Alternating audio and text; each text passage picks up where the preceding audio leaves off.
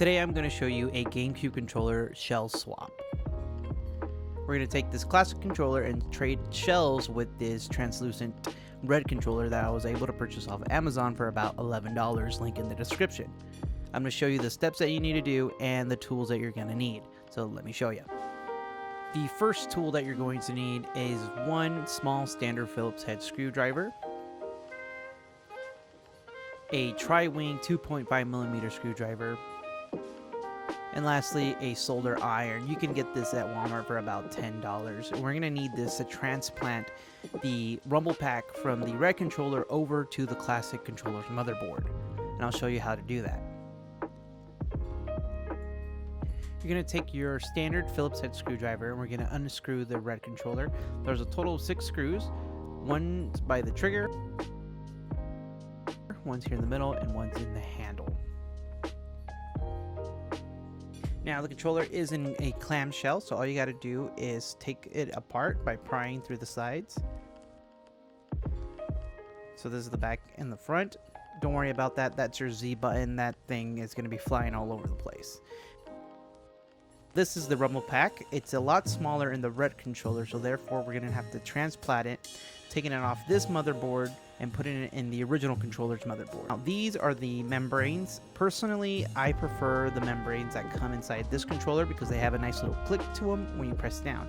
On the original controller, they're a lot quieter, and like I said, it's completely up to preference, but I enjoy the click, so I'm going to go ahead and set these aside and hang on to them. Alright, so this is the back of the controller along here with the triggers. We're going to want to take these out, and the way you do it is push it in and then slightly tilt up, and make sure you hold down to it because there is a spring, so this piece can go flying if you're not careful. But same thing on the right, go ahead and push it in and you'll be able to take it out. And now we have our shell.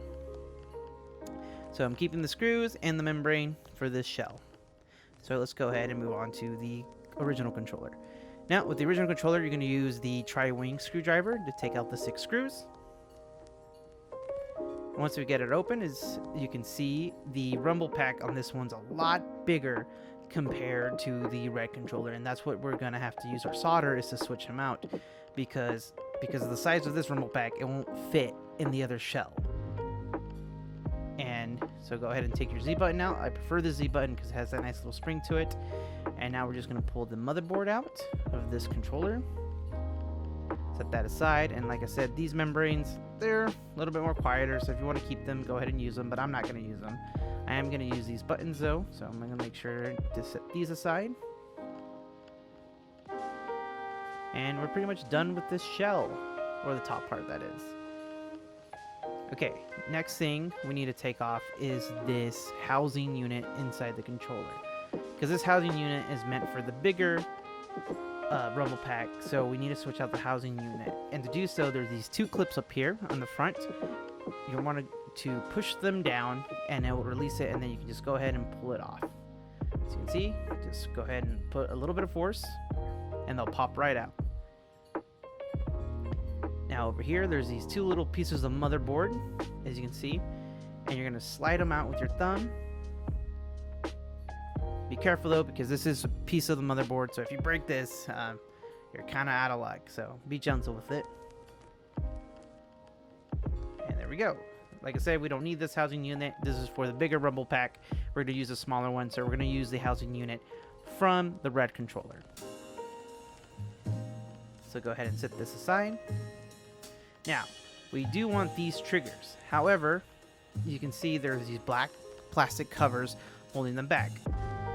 What these are meant for, they are meant for the spring not to come out. And you can use your standard size screwdriver. You can use a smaller one if you want to, but this one will do the trick. You just got to be a little bit gentle with them because you can strip the screws with this screwdriver. Now, these plastic covers, like I said, they're meant to keep the springs in place. And if you look at the red controller, there is a spot for them in the red controller if you want to put them in there. However, they won't fit because the red controller, like I said, is smaller on the inside, so you don't really need these covers to keep the triggers in place because just the innards of the red controller is tight enough to keep the springs in place. So like I said, you don't really need this piece. So let's go ahead and take the triggers out just like how we did on the red controller. You're going to push them in and just kind of wiggle them out, and just be careful with the spring. and set those aside with the buttons that we want to keep. So moving on to the red controller's motherboard. Like I said, we're going to want this housing unit. And you're just going to take these little pieces of the motherboard out, just like how we did on the other controller. We're just going to push them out. What we're going to want to do is get our solder, make sure it's nice and hot. And on the front of the red controller, these two little solder dots. We're going to put our solder up to it, and wait for the solder to melt. It's gray and it'll turn silverish when it's nice and hot. And you're just going to pull on the cable and it should just pop right out just like that. And we're going to do the same thing on the negative cable. As you can see, it's pretty easy. Now on the original controller, we're going to do the same thing over here. I apologize for my camera coming out of focus, but it's the same story. You're just going to heat it up and pull the cable out. So the red one's the positive one, and then we're going to go over to the negative one, heat it up with the solder, and it should come right out.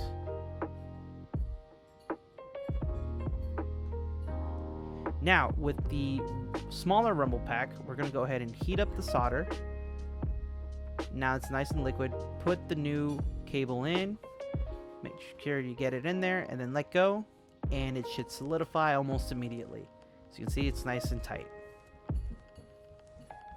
Now we're going to go ahead and do the same with the negative. Remember, red is positive, black is negative. Also, be very careful with your solder. This thing gets really hot and you could burn your fingers.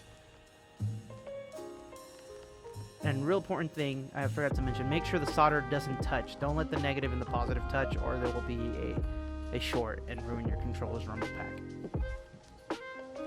Okay, we're not done with our solder just yet. What we're going to need to do is do a little bit more modification to this red shell. Now, like I mentioned before many times in this video, this shell is a lot smaller. And one thing that we need to do is lower this piece of plastic right here. The job of this piece of plastic is to hold down the cable of the controller. And since our new controller's cable is a little bit thicker, we need to lower this, therefore there's more space. So the way we're going to do it is that we're going to use our solder.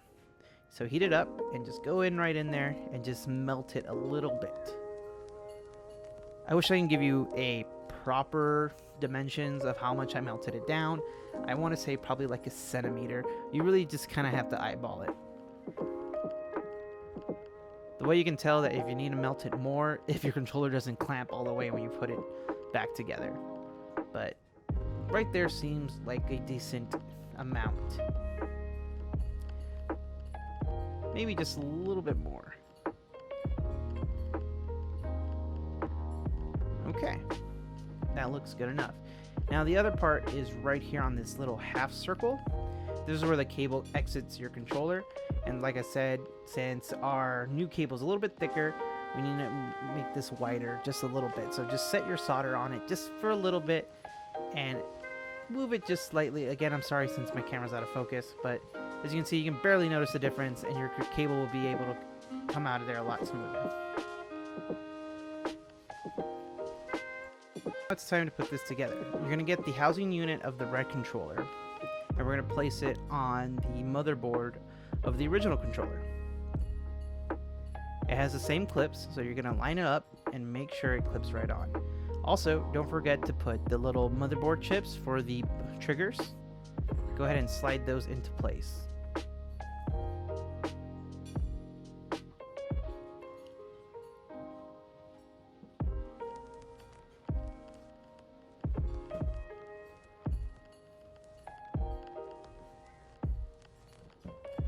Go ahead and make sure it clips on.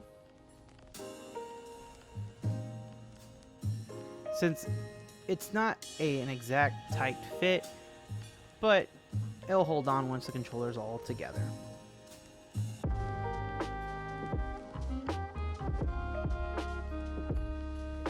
And also you got to fidget with these cables a little bit, make sure they're in their little indents so they don't get in your way. Alright, and then place your rumble pack. You want this little blade thing facing down. So go ahead and buttons, put it in there. And then you're gonna have a lot of excess cables since this Rumble Pack's cables are longer, but just kind of move them around. You're just gonna have to maneuver them around here to get them to fit. There is a little clip right there in the housing unit that can hold on to them for you. Also, real important, these little nods here, you want to make sure they're pushed all the way up. These are where your triggers clamp onto. Let me show you. Yeah, you see that little hole in your trigger? There's where those little nodes go in. And so when you pull the trigger, that's what gives it that little bit of resistance, and it gives a signal to the motherboard to let it know that you're pulling the trigger down. So make sure you put both of them all the way up, so when you put the controller in, they'll snap into place. Like so. Okay, now we're going to put our triggers into the red controller. So you need to get the trigger, the spring, and this little piece. If it comes off, don't worry, it's easy to put together. You just put the rubber pad in between, the spring, and then the trigger. And like how we took them out, we're just going to do the opposite. We're just going to crunch them up, put them in at an angle, and then let them out. There is a little piece of plastic down here that's a perfect fit for that little rubber pad to stop it. So make sure you get it in there. And it should, oh, kind of overshot mine a bit. Let's try it again. And there we go. Our trigger's there. Alright, we got our triggers in place. And their default positions is upward, so that's why we need the nods to be on the top. Alright, now for our front shell. We're going to have to put our buttons in, and it's really simple. They're like little kids' toys where they can just fall in right into place.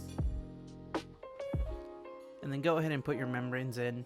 I'm going to use the original membranes of this controller because, like I said, I enjoy the click. I'm not a huge fan of the no click, but it's a preference thing. So if you want silent clicks, go ahead and use the white membranes, and if not, use the dark gray ones. Now we're going to use the Z button of the original controller because it has that nice little metal spring. And I'm going to let you know, this is really tricky. There's a little slot on this side of the controller where the Z button should fit in perfectly. There we go. And don't worry, it's going to fall off every chance it gets, so it's a little tough.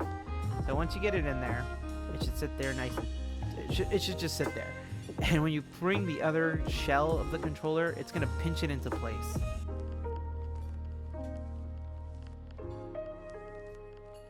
Alright, so we're going to grab our motherboard. We're going to line it up. And it's going to go right in there. There's two holes on the bottom part of the motherboard where the screw holes will slide right in. And there's the part up top. There we go. You'll hear a click. Okay. And then you're going to feed the wire to the top. Alright. Now we're going to put our shell in. Like I said, here's the Z button. Just make sure it lines up with the other hole on the back part of the shell. Alright. Everything looks good.